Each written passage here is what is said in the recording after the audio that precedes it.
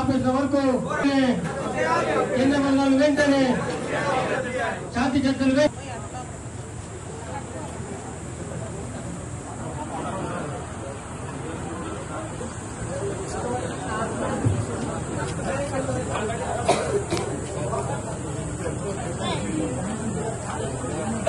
మనము రాజ్యాంగాన్ని ఫాలో అవుతున్నాం కాబట్టి శాంతియుత వాతావరణాన్ని నెలకొల్పి ఇటు పోలీసుల వైపు నుంచి గాని అటు నక్సల్స్ వైపు నుంచి గాని ముఖ్యంగా ఆదివాసుల ప్రాణాలు పోకుండా కూడా మనమందరం బాధ్యత తీసుకొని శాంతి వాతావరణాన్ని నెలకొల్పాలని కూడా కేంద్ర ప్రభుత్వాన్ని విజ్ఞప్తి చేస్తా ఉన్నాం. ఆదివాసీ బిడ్డలందరూ కూడా ఈరోజు ఆందోళనలో బతుకుతా ఉన్నారు.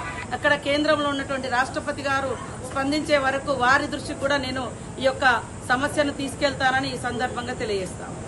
వచ్చినటువంటి వినతి పత్రాలన్నీ కూడా మరి మేము కూడా కేంద్రానికి కానీ అదేవిధంగా ముఖ్యంగా రాష్ట్రపతి గారి దృష్టికి, ఎందుకంటే ఇది 5th షెడ్యూల్ ఏరియాలో జరుగుతున్నటువంటి మరి ఆపరేషన్, అందులో సమిధలు అవుతున్నది, చనిపోతున్నది పెద్ద ఎత్తున ఆదివాసీ బిడ్డలే కాబట్టి వాళ్ళని రక్షించుకోవాల్సిన బాధ్యత కేంద్రంలో ఉన్నటువంటి జాతీయ స్థాయిలో ఉన్నటువంటి రాష్ట్రపతి గారి మీద కూడా ఉంటుందని తెలియజేస్తూ వారికి కూడా ఈ లేఖలు మీరు అందించినటువంటి వినతి పత్రాలన్నీ కూడా పంపించి మరి ఆదివాసీల రక్షణ కోసం వారు ముందుకు రావాలని ఈ సందర్భంగా విజ్ఞప్తి చేస్తాం.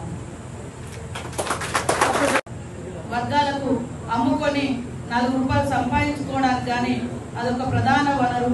ఈరోజు అడవుల్లోకి పోయి మరి పండ్లు కూడా మొర్రి పండ్లు కానీ దుంకి పండ్లు కానీ కాయలు గడ్డలు, మరి ఎండాకాలంలో కూడా కొంత చెరువులు దగ్గర పడితే వాగులు దగ్గర పడితే చేపలు పట్టుకొచ్చుకొని ఎండబెట్టుకొని మరి ఒక 6 నెలలు సంవత్సరం వాటిని కూడా వాడుకొని అవే కూరగాయలు, ఇక్కడ కూరగాయలు దొరకవు కాబట్టి అడవులలో దొరికే వాగులలో దొరికే చేపలను కూడా వారు కూరలకు వాడుకుంటా ఉంటారు.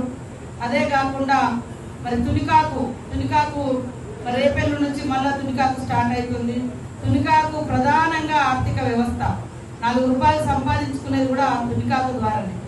సో గత వారం 10 రోజుల నుంచి ప్రధానంగా మోహరి పంత ములుగు జిల్లా నుంచి ఛత్తీస్గఢ్ లో జరుగుతుండడంతో అక్కడ ఆదివాసీలంతా కూడా అనేక మంది మీడియా ద్వారా గాని ప్రజా సంఘాల ద్వారా గాని అదే విధంగా మాకు గాని నేరుగా ఫోన్లు చేసి మేము బయటకు వచ్చే పరిస్థితి లేదు, మేము ఆకలి చావులు వచ్చే పరిస్థితి ఉంది, మాకు ఎప్పుడు ఏమైతుందో తెలియనటువంటి భయం గుప్పిట్లో బతుకుతా ఉన్నాం, మరి ఇక్కడ నుంచి ఈ పరిస్థితి నుంచి కాపాడాలని కూడా వారందరూ మాకు వినతి పత్రాలు కానీ ఫోన్ల ద్వారా కానీ వినతులు చేయడం జరుగుతూ ఉంది. మేము కూడా చూస్తా ఉన్నాం. కాబట్టి ప్రభుత్వం, ఇక్కడ ఉన్నటువంటి రాష్ట్ర ప్రభుత్వం కూడా ఈ యొక్క మరి నక్సల్ సమస్యను శాంతి భద్రతల సమస్యగా కాకుండా ఆర్థిక సామాజిక సమస్యగా చూస్తా ఉంది. ఖచ్చితంగా గత